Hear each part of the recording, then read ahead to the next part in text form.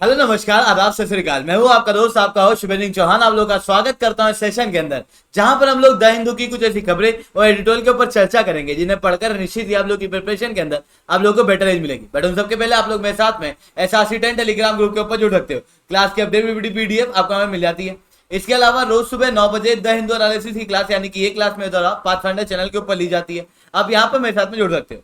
इसके अलावा ये ऑफर अभी खत्म हो चुका है, तो अभी आपको इसका बेनिफिट नहीं मिलेगा। ठीक है, तो चलिए दोस्तों शुरू करते हैं। आज हम लोग किन चीजों के ऊपर चर्चा करने वाले हैं। आज हम लोग इन सारी चीजों के ऊपर बातचीत करने वाले हैं। हालांकि आज का ओवरऑल सेशन जो है वो छोटा होने वाला है, क्योंकि एडिटोरियल ऐसे कोई खास आज आया नहीं है। टेक्स्ट एंड कॉन्टेक्स्ट आज आता नहीं है। खबरें थोड़ी सी इंपॉर्टेंट है, तो हम लोग इनके ऊपर थोड़ा डिटेल में चर्चा करेंगे। एडिटोरियल को इतना डिटेल में नहीं करेंगे। ठीक है, तो चलिए शुरू करते हैं। सबसे पहले बात करते हैं एडिटोरियल के ऊपर कि एडिटोरियल के अंदर क्या खास है। As India ages keeping an eye on elderly.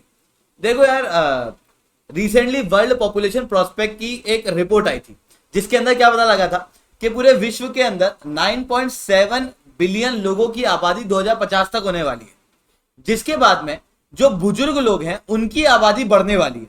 और आने वाले समय में ऐसे लोग जिनकी उम्र 65 से ज्यादा की है वो लगभग 2 गुना होंगे जो बच्चे हैं उनके मुकाबले। मतलब ऐसे बच्चे जो 5 साल से कम उम्र के।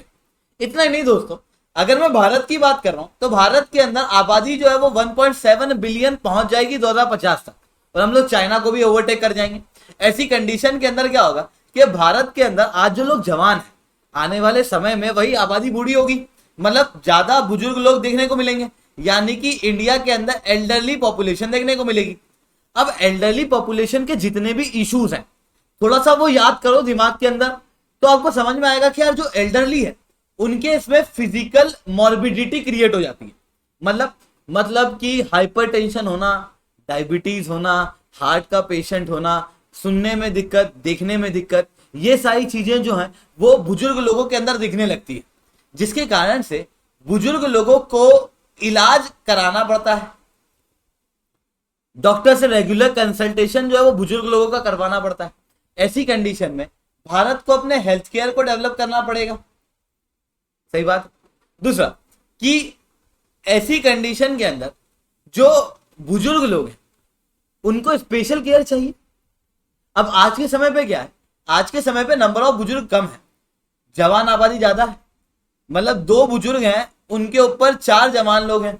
मतलब 2 पति पत्नी हैं, उनके 2 बच्चे हैं, ठीक है, उनके 2 वाइफ हैं, तो ये 4 लोग मिलके 2 लोगों का ख्याल रख रहे हैं। आने वाले समय में ऐसा होगा कि 4 लोग मिलकर 2 लोगों का ख्याल रखेंगे। ऐसी कंडीशन के अंदर क्या होगा कि जो बुजुर्ग लोग हैं उनके ख्याल रखने वाले लोग कम होंगे। ऐसी कंडीशन में गवर्नमेंट की जिम्मेदारी ज्यादा रहेगी केयर देने की एल्डरली पॉपुलेशन को। तो वो एल्डरली पॉपुलेशन को केयर देने की बात जो है वो यहाँ पर की जा रही है। ठीक है, इसके अलावा एल्डरली से रिलेटेड हम लोगों को और भी कई सारे इश्यूज देखने को मिलते हैं। जैसे एल्डरली पॉपुलेशन जैसे जैसे बढ़ेगी वैसे वैसे वुमन का जो सेक्स रेशियो है वो बढ़ने लगेगा। जैसे आज भी अगर आप देखोगे तो बचपन के अंदर लगभग 912 के आसपास सेक्स रेशियो भारत का है। जैसे जैसे बुजुर्ग अवस्था पे जाते हुए 1028 हो जाता है। ऐसा क्यों? क्योंकि महिलाएं जो है वो ज्यादा जीती है as compare to the men. क्यों? क्योंकि जितने भी एक्सीडेंट वगैरह होते हैं रोड पे वो मैन के ज्यादा होते हैं। बिजली वगैरह का खतरनाक काम जो है वो मैन ज्यादा करता है। और बायोलॉजिकली भी महिलाओं के पास में XX क्रोमोसोम होते हैं और पुरुष के पास में XY क्रोमोसोम होते हैं। तो महिलाओं के XX क्रोमोसोम ज्यादा हेल्दी होते हैं as compare to XY chromosome, जिसकी वजह से महिलाएं जो है वो ज्यादा जीती हैं। तो फिर वो सेक्स रेशियो के अंदर भी हम लोग को डिफरेंस जो है वो देखने को मिलेगा। साथ में क्या होगा कि जवान आबादी है और बुजुर्ग आबादी है। एक बार दोनों को इमेजिन करो, आप पाओगे कि जवान आबादी ज्यादा अच्छे से काम कर पा रही है। बुजुर्ग आबादी वर्कफोर्स के अंदर पार्टिसिपेट कर पाएगी क्या? मतलब वर्कफोर्स के अंदर पार्टिसिपेशन उस लेवल पे होगा नहीं। और जब वर्कफोर्स के अंदर पार्टिसिपेशन उस लेवल पे होगा नहीं, तो ऐसी कंडीशन के अंदर जो कम लिमिटेड लोग हैं, जो जवान लोग रहेंगे, उन लोगों की जिम्मेदारी होगी कि इतना काम करे कि बुजुर्ग लोगों का भी अर्थव्यवस्था को चलाए। मतलब जो आज भारत के पास में डेमोग्राफिक डिविडेंड है, आज मेरे और आपके जैसे जो लोग हैं वो लोग आज डेमोग्राफिक डिविडेंड है। मतलब ऐसे लोग जिनकी वजह से भारत जो है वो कुछ बड़ा हासिल कर सकता है। पर आने वाले समय में हम ही लोग बुजुर्ग हो चुके होंगे, तो जब हम लोग बुजुर्ग हो चुके होंगे तो हमको एक्स्ट्रा केयर की जरूरत लगेगी, हम लोग कोई इकोनॉमी के अंदर पार्टिसिपेट नहीं कर पाएंगे। तो जो डेमोग्राफिक डिविडेंड है वही डेमोग्राफिक डिजास्टर बन सकता है अगर हम लोगों ने आज इस आबादी को सही रूप से हेल्थ, एजुकेशन, एम्प्लॉयमेंट ये सारी चीजें नहीं दी। तो साथ में मेंटल हेल्थ के इश्यूज भी बढ़ते हुए दिखाई दे सकते हैं। साथ में इस एडिटोरियल के अंदर इतना डिटेल में कुछ दिया नहीं है।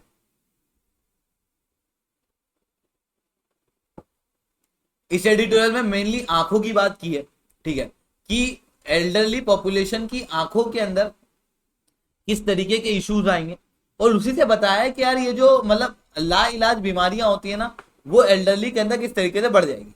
लगभग 30% बुजुर्ग आबादी जो है वो दूर का नहीं देख पाती है, 50% बुजुर्ग आबादी जो है वो पास का नहीं देख पाती है, 70% के आसपास जो लोग हैं वो किसी असिस्टिव डिवाइस का प्रयोग करते हैं चश्मा वगैरह देखने के लिए।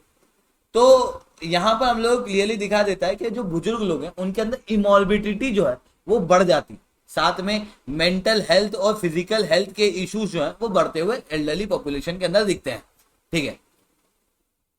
इसके अलावा प्ले टाइम करके एक एडिटोरियल आया, इसके अलावा एक और एडिटोरियल वही टेली कम्युनिकेशन के ड्राफ्ट बिल का है जो कल टेक्स्ट एंड कॉन्टेक्स्ट के अंदर आया था। तो वो ड्राफ्ट बिल है, अभी उसके ऊपर डिस्कस करने की जरूरत नहीं है तो उसको मैंने अलग से नहीं डाला, ठीक है। इसके अलावा एक स्पोर्ट्स का ये वाला एडिटोरियल आया है। अब स्पोर्ट्स से रिलेटेड ज्यादा क्वेश्चन कभी पूछे नहीं है, मतलब बहुत कम क्वेश्चन पूछे गए, कॉस्ट बेनिफिट बहुत कम है। तो इस चीज को जो मैं बता रहा हूं उसको नोट करने की जरूरत नहीं है, बस एक बार देख लो कि क्या हुआ है। देखो ओलंपिक्स के अंदर भारत की परफॉर्मेंस जो है वो कोई बहुत ज्यादा अच्छी रही नहीं, इस बार थोड़ी सी बेटर रही हर बार के मुकाबले, पर वही है कि इतना कोई बहुत अचीव नहीं किया हम लोगों ने as compare to the Australia वगैरह। और इंडिया एक ऐसा देश जिसकी इतनी बड़ी आबादी है, जहां पर इतने ज्यादा लोग हैं, उनको स्पोर्ट्स के अंदर और ज्यादा ग्रोथ करने की आवश्यकता है, ठीक है। तो स्पोर्ट्स के अंदर भारत को क्या क्या ग्रोथ करनी चाहिए। पहली चीज कि ओलंपिक्स वगैरह जैसे स्पोर्ट्स के अंदर भारत के कम परफॉर्मेंस का एक बड़ा कारण है करप्शन। वही लोग खेल पाते हैं जो भाई भतीजा बात कर पाते हैं, वही लोग खेल पाते हैं जो अपने ऊपर लोगों को पैसा खिला पाते। इवन कई सारी जगहों पे तो हम लोगों को और भी कई सारे ऐसे इंसिडेंट देखने को मिले हैं जहां पर ऑफिसर्स किसी वुमन कैंडिडेट को इसलिए सिलेक्ट करते हैं कि उनके पर्सनल अफेयर्स होते। ऐसी कंडीशन के अंदर हम लोगों को देखने को मिलता है कि कई बार जो टैलेंट है वो ग्रो नहीं कर पाता है। इसके अलावा हम लोगों को एक बड़ा कारण ये भी देखने को मिलता है कि भारत के अंदर हम लोग नेशनल स्पोर्ट्स पॉलिसी चलाते हैं, पूरे देश की एक स्पोर्ट्स पॉलिसी, पर आप समझना कि हर एक रीजन का एक स्पोर्ट्स होता है। जैसे अगर आप हरियाणा के अंदर जाओगे तो हरियाणवी लोग जो हैं वो आपको कबड्डी खेलते हुए अच्छे मिलेंगे। कबड्डी के अंदर मतलब शरीर के जो फिजिकल फीचर्स हैं वो फिजिकल फीचर्स जो हैं वो मैच करते हैं हर एक स्पोर्ट्स के अनुसार, और फिजिकल फीचर जो है वो बनते हैं किसी प्रकार के खान पान से, किसी प्रकार की ज्योग्राफी से। तो हर एक रीजन का अपना एक अलग बॉडी स्ट्रक्चर है जो अलग प्रकार के स्पोर्ट्स के लिए एक व्यक्ति को डेवलप करता है। ये पूरे विश्व के अंदर हम लोगों को देखने को मिलता है। कोई देश जो होता है वो एक प्रकार के स्पोर्ट्स में बहुत अच्छा होता है, पर दूसरे प्रकार के स्पोर्ट्स में ऐसा कोई खास होता नहीं है, क्योंकि दिस इज द रीजन, ठीक है। अब भारत की अगर मैं बात करूं तो भारत के अंदर एक डाइवर्स ज्योग्राफी, हमारे यहाँ पे पर्वत भी, हमारे यहाँ पे प्लेन भी, हमारे यहाँ पे अलग अलग खाने की वैरायटी भी, अलग अलग पहनने ओढ़ने सब चीज अलग है। ऐसी कंडीशन के अंदर अलग अलग रीजन के अनुसार हम लोगों को डेवलपमेंट करना चाहिए ताकि हम लोग बेटर स्पोर्ट्स जो है वो लोगों के अंदर इंकलकेट कर सके। साथ में कई सारे लोगों को लगता है कि स्पोर्ट्स के अंदर कोई भविष्य नहीं है, तो फिर वो स्पोर्ट्स के अंदर जो भविष्य है कि अगर आप स्पोर्ट्स के अंदर नेशनल लेवल खेल गए या स्टेट लेवल या इंटरनेशनल लेवल खेल गए तो आप लोगों को ये चीजें जो है वो हम लोग अलॉट करेंगे, जॉब अलॉट कर देंगे या ये अलॉट कर देंगे। वो स्पोर्ट्स कोटा जो है वो थोड़ा सा बढ़ाया जाना चाहिए, ठीक है। साथ में हायर एजुकेशन के अंदर रिजर्वेशन दिया जाना चाहिए कि आपको एक अच्छे कॉलेज के अंदर रिजर्वेशन दिया जाएगा स्पोर्ट्स कोटे से।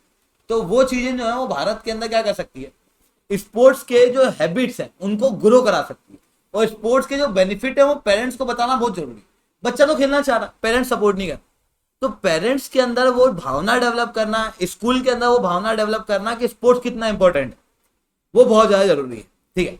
तो रिसेंटली क्या हुआ है कि गुजरात की सरकार द्वारा 36 नेशनल गेम्स जो है वो होस्ट किया जा रहा है 6 अलग अलग शहरों के अंदर, अहमदाबाद, गांधीनगर, वडोदरा, गुजरात, भावनगर, राजकोट। ठीक है, इसको नोट करने की आवश्यकता नहीं है, बस मैंने बताया है, इसको थोड़ा दिमाग में रख लेना, क्योंकि जनरली यहाँ से क्वेश्चन आया नहीं है और ये सिलेबस के अंदर भी मेरे को कभी दिखा नहीं है, पर कई बार इसके ऊपर एडिटोरियल आया हुआ है, इसके ऊपर सजेशन आए हुए हैं, है ना, कंटेम्प्रेरी इशू के अंदर है, कभी उठा पटक करके कभी पूछ ले, तो मैंने आपको बता दिया है। ठीक है, इसके अलावा फिर बात करते हैं GS2 के ऊपर कि GS2 के अंदर क्या खास है।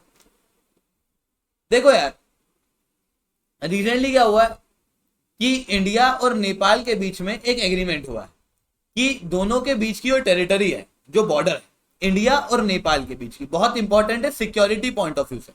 ठीक है, सिलेबस के अंदर डायरेक्टली दिखता है, सिलेबस के अंदर कहा गया है कि भारत की बॉर्डर सिक्योरिटी से रिलेटेड जितने भी एस्पेक्ट है वो पढ़ने हैं, और सिक्योरिटी के अंदर हर बार 2-3 क्वेश्चन आते हैं और वो लिमिटेड टॉपिक है, तो यही चीज रिपीट होती रहती है।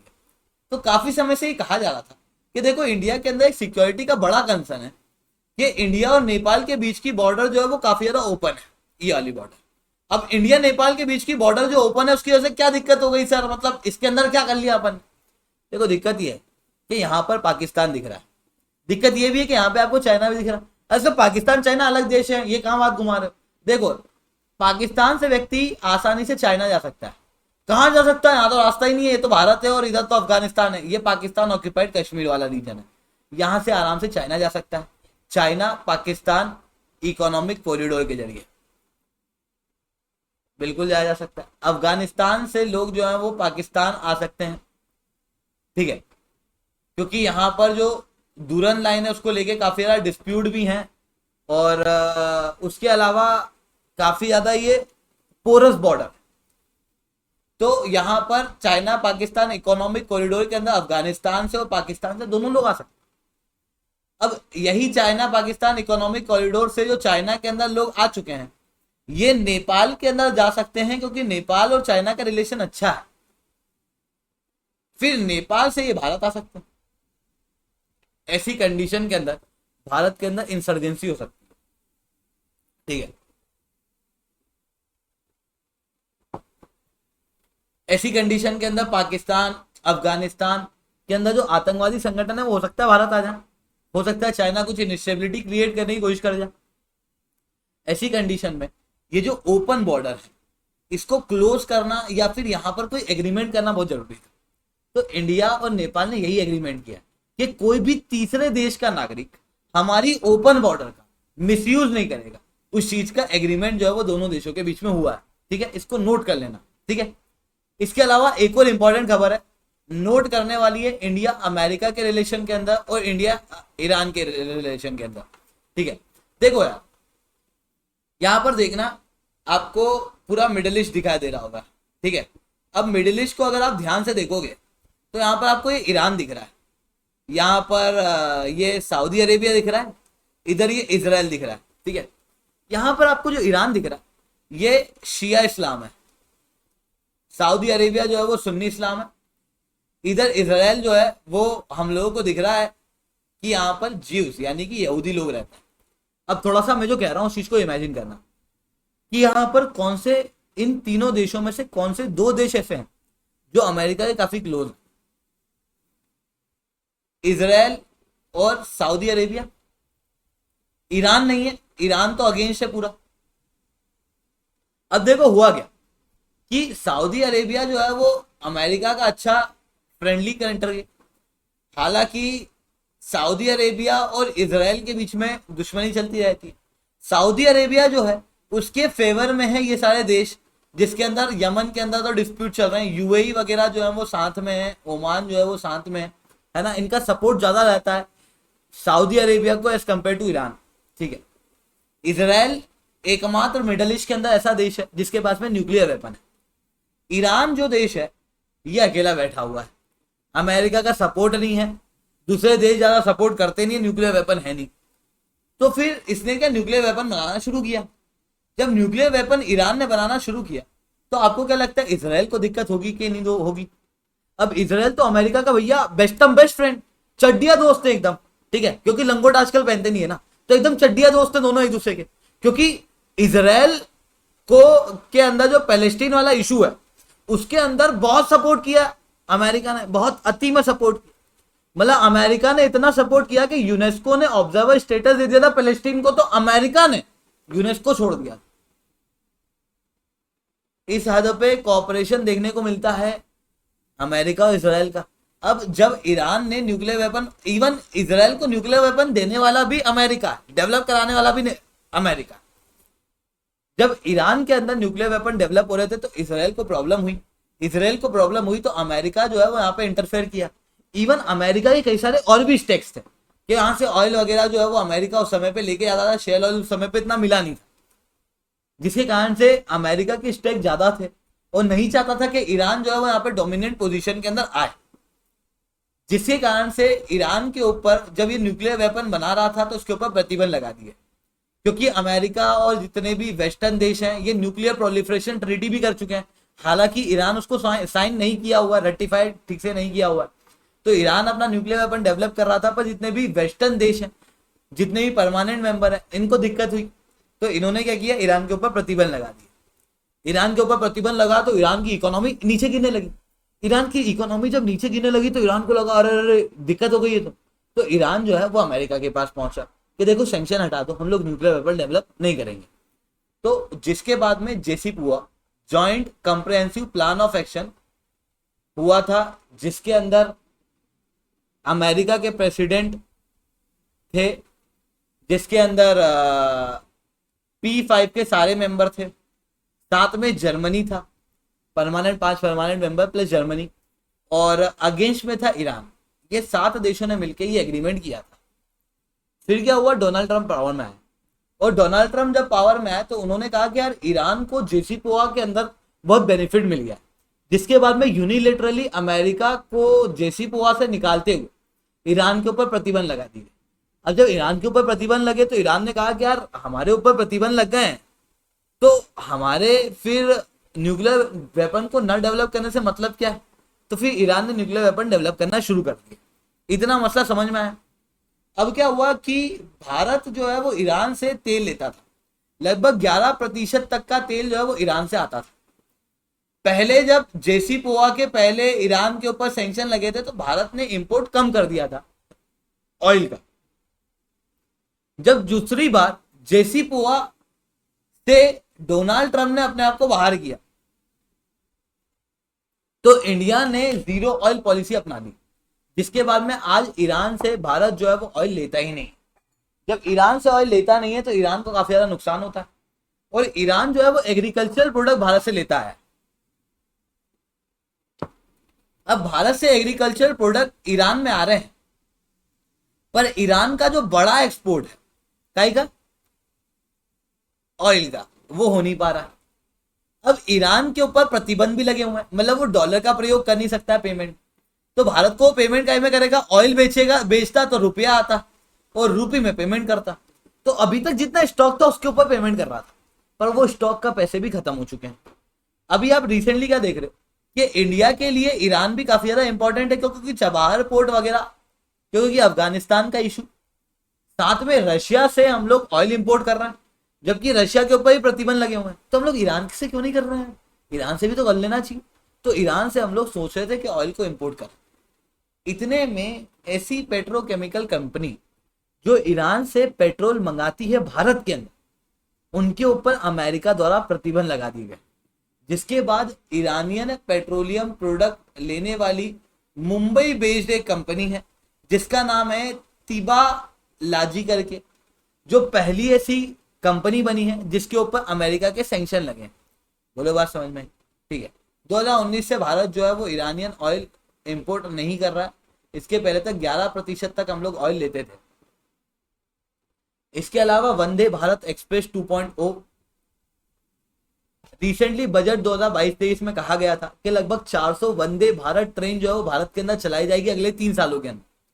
जिसके बाद में तीसरी वंदे भारत ट्रेन जो है वो गांधीनगर से मुंबई की तरफ ट्रेवल करेगी, मतलब गुजरात से महाराष्ट्र, ऐसी कंडीशन के अंदर इंपॉर्टेंट शहरों को जोड़ेगी, जिसके कारण से ईज ऑफ डूइंग बिजनेस जो है वो होगा। इसके अलावा 2 और वंदे भारत ट्रेन जो भारत के अंदर चलती है वो न्यू दिल्ली से वाराणसी चलती है और न्यू दिल्ली से कटरा चलती है। ये वंदे भारत ट्रेन क्या है? वंदे भारत ट्रेन ऐसी ट्रेन है जो भारत के अंदर इंडिजिनसली डेवलप है, सेमी हाई स्पीड है, सेल्फ प्रोपेलर ट्रेन होती है। इंटीग्रेटेड कोच फैक्ट्री हम लोगों को देखने को मिलेगी, जिसने पहली वंदे भारत ट्रेन जो है वो बनाई थी भारत के। तो इंडिजिनस ट्रेन को वंदे भारत ट्रेन जो है वो कहा जाता है। इसके अलावा मोर्टालिटी भारत के अंदर ज्यादा है कोविड पेशेंट की, ठीक है। इसको नोट करने की आवश्यकता थी, जो जस्ट पहले मैंने आपको पढ़ाया ये चीज, ठीक है।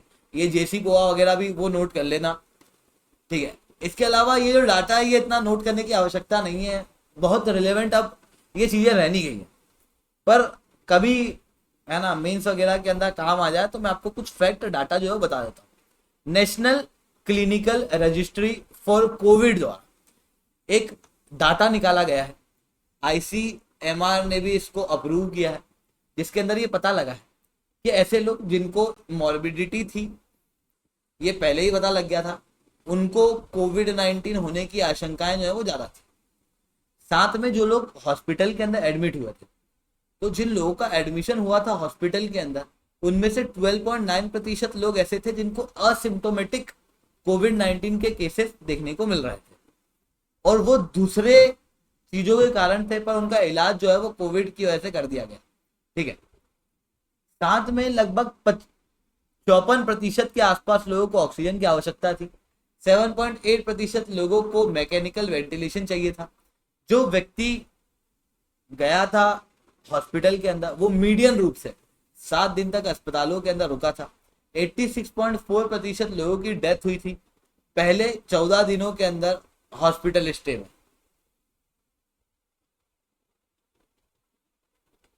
इसके अलावा पुतिन ने एक बड़ा सा आर्मी का एक सेरेमनी की, उस सेरेमनी करने के बाद कुछ ये कहा, I want to say Kyiv resign and it's master in the west, people living in Luhansk, Donetsk, Kherson और जेपोरिज, इन सारी रीजन को अब रशिया की नागरिकता दे दी जाएगी। मतलब इन चारों रीजन को रशिया ने ऑफिशियली एनेक्स कर लिया।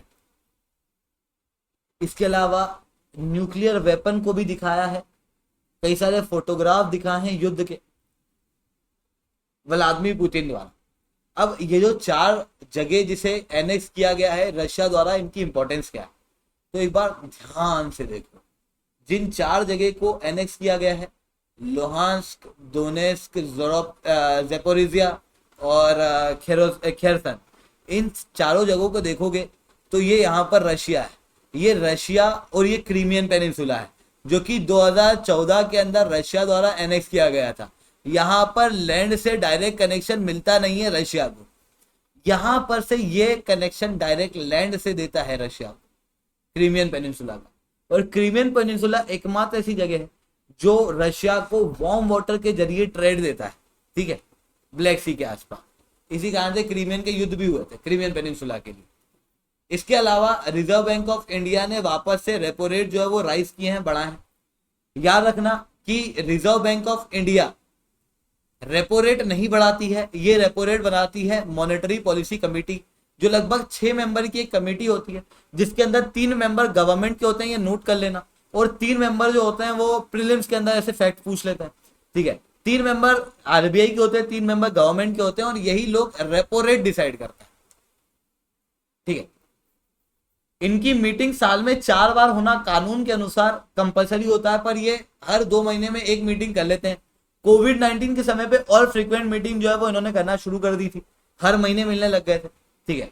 साथ में गवर्नमेंट को कुछ भी अगर इनको कहना होता है कि ऐसा कर दो या वैसा कर दो, तो गवर्नमेंट लिखित के अंदर देती है ताकि ट्रांसपेरेंसी रहे। ये सारी चीजें जो है वो हम लोगों को मॉनेटरी पॉलिसी कमेटी के अंदर देखने को मिलती है। मॉनेटरी पॉलिसी कमेटी, याद रखना, केवल रेपो रेट डिसाइड करती है। दूसरे और भी मॉनेटरी पॉलिसी टूल्स हैं, जिन्होंने अगर स्टैटिक्स पढ़ लिया इकोनॉमी का, उनको ये चीज समझ में आ रही होगी। जिन्होंने नहीं पढ़ा, घबराओ मत, पढ़ोगे। सीआरआर, एसएलआर, ये जितनी भी चीजें होती हैं, ठीक है। पीएसएल नॉर्म जो होते हैं, लोन टू वैल्यू वाले जो सिस्टम होता है, ठीक है, इन सारी चीजों को डिसाइड मॉनेटरी पॉलिसी कमेटी नहीं करती। मॉनेटरी पॉलिसी कमेटी केवल रेपो रेट को डिसाइड करती है। उसके अलावा जितने भी क्वालिटेटिव और क्वांटिटेटिव टूल आरबीआई के पास में, वो आरबीआई का गवर्नर डिसाइड करता है, ठीक है। अपने साथ की सेंट्रल बोर्ड के साथ में मिलके। तो रिसेंटली इन्फ्लेशन के बढ़ने की वजह से रेपो रेट जो है वो बढ़ाया गया है। अब इन्फ्लेशन के बढ़ने की वजह से रेपो रेट क्यों बढ़ाया गया है? देखो, रेपो रेट के बढ़ने से ब्याज दरें जो है वो बढ़ जाती है मार्केट में, मतलब लोन जो है वो महंगा हो जाता है। लोन महंगा हो जाता है तो ज्यादा लोग लोन लेते नहीं, ज्यादा लोग लोन लेते नहीं तो मार्केट के अंदर मनी सप्लाई जो है वो कम हो जाता है। अब बैंकों के पास में पैसा नहीं होता है, पैसा ज्यादा होता है, लोगों के पास में कम होता है, क्योंकि मार्केट के अंदर जो लोन मिल रहा है वो महंगा मिल रहा है, तो लोग लोन लेते नहीं है, तो बैंक के पास में पैसे जो है पड़े रहते हैं। मार्केट के अंदर मनी सप्लाई के कम होने की वजह से क्या होता है? देखो, मनी आप कई बार सोचते होगे ना कि यार सरकार के पास में ही पैसा है, मतलब नोट छापने की मशीन सरकार के पास में, छापे नोट, गरीबी की चीज की हमारे। देखो, नोट छापने में कोई दिक्कत नहीं, नोट छाप देंगे अपन, नोट तो हम लोग करोड़ों कर दें, पर मार्केट के अंदर कोमोडिटी जो है वो लिमिटेड। जैसे मान लो मार्केट के अंदर आज एक आम है और मार्केट में एक नोट है 1 रुपए का, तो 1 रुपए का एक आम बिकेगा। कल को मार्केट में 2 रुपए हो जाते हैं और मार्केट में एक आम रहता है, तो एक आम जो है वो 2 रुपए का बिकने लगेगा। जितना मनी सप्लाई बढ़ता है उतना महंगाई बढ़ती है, और जितना मनी सप्लाई कम होता है उतनी महंगाई जो है वो कम होती है। तो जैसे रेपो रेट बढ़ता है उसकी वजह से महंगाई कम होती है, इन्फ्लेशन कम होती है। रेपो रेट कम होता है तो महंगाई जो है वो बढ़ती है। ठीक है, तो दोस्तों आज के लिए इतना ही रखते हैं। लेक्चर अच्छा लगा हो तो लाइक करो, लेक्चर बहुत अच्छा लगा हो तो ऐसा कमेंट करो। अगर आप लोगों को अनअकैडमी के ऊपर सब्सक्रिप्शन लेना है, जल्दी से नीचे कमेंट करके बताओ कोड क्या यूज करोगे। एसआरसी10, जिसके बाद में आप लोगों को मेरे द्वारा पर्सनली वन-ऑन-वन मेंटरशिप मिलेगी। एसआरसी10 मेरा टेलीग्राम ग्रुप है, क्लास की अपडेट पीपीटी पीडीएफ आपको हमें मिल जाती है। दोस्तों आज के लिए इतना ही, जय हिंद जय भारत।